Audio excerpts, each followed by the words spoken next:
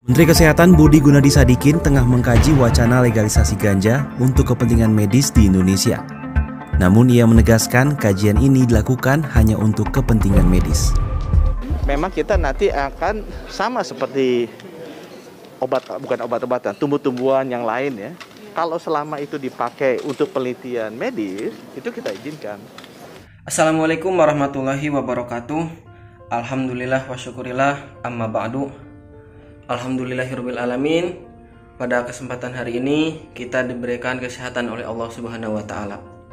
Menurut berita terkini ataupun informasi yang lagi hangat pada saat ini, bahwa Menteri Kesehatan akan melegalisasikan ganja medis.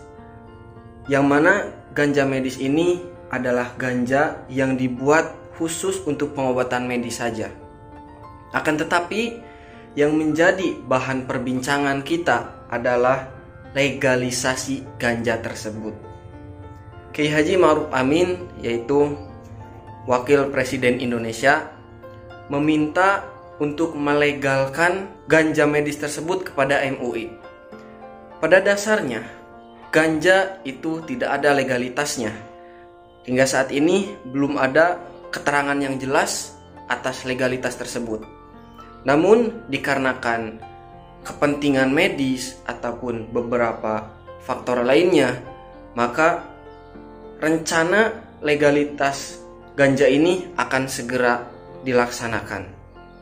Banyak informasi yang memberikan pemahaman bahwa legalitas ganja tersebut bukan untuk dijadikan konsumsi biasa, melainkan legalitas tersebut untuk dijadikan sebagai bahan medis, yang mana ada seseorang ataupun ada pihak yang sangat membutuhkan kepada ganja medis tersebut.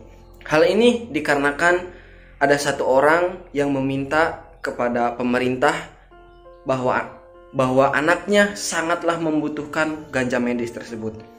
Hal tersebut tidak menjadi masalah. Hal tersebut tidak menjadi permasalahan yang besar karena perkara yang berhubungan dengan medis ataupun keperluan yang sangat darurat itu diperbolehkan. Akan tetapi yang menjadi faktor yang harus kita pikirkan, kelegalitasan ini apakah kedepannya akan baik ataupun kedepannya akan berdampak buruk. Ini pandangan saya sebagai santri yang awam yang tidak mengetahui tentang banyaknya informasi di luar sana.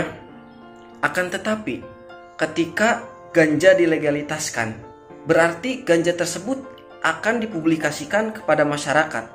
Dikarenakan sudah terlegalitas, sudah legal, sudah boleh disebarkan, sudah boleh digunakan.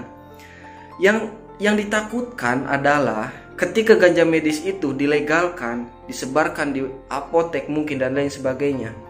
Yang ditakutkan adalah yang membeli ataupun yang menggunakan ganja medis tersebut bukanlah orang yang membutuhkan, melainkan orang-orang yang salah menggunakannya, seperti pecandu narkoba, anak-anak yang belum paham mungkin tentang bahayanya narkotika dan lain sebagainya.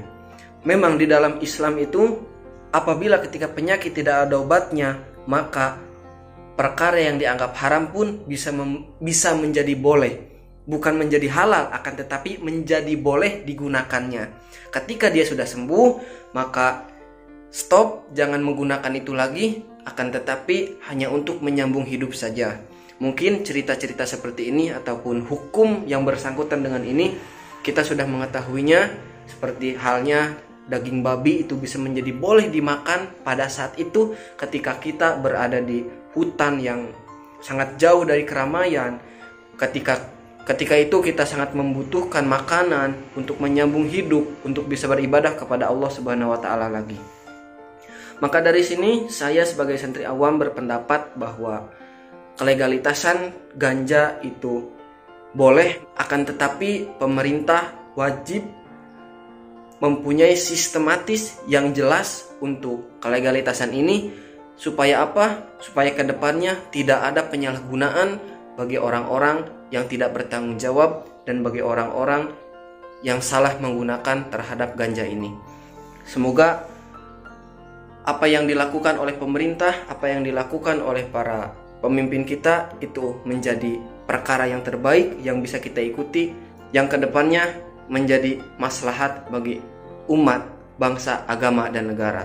Sekian dan terima kasih. Wassalamualaikum warahmatullahi wabarakatuh.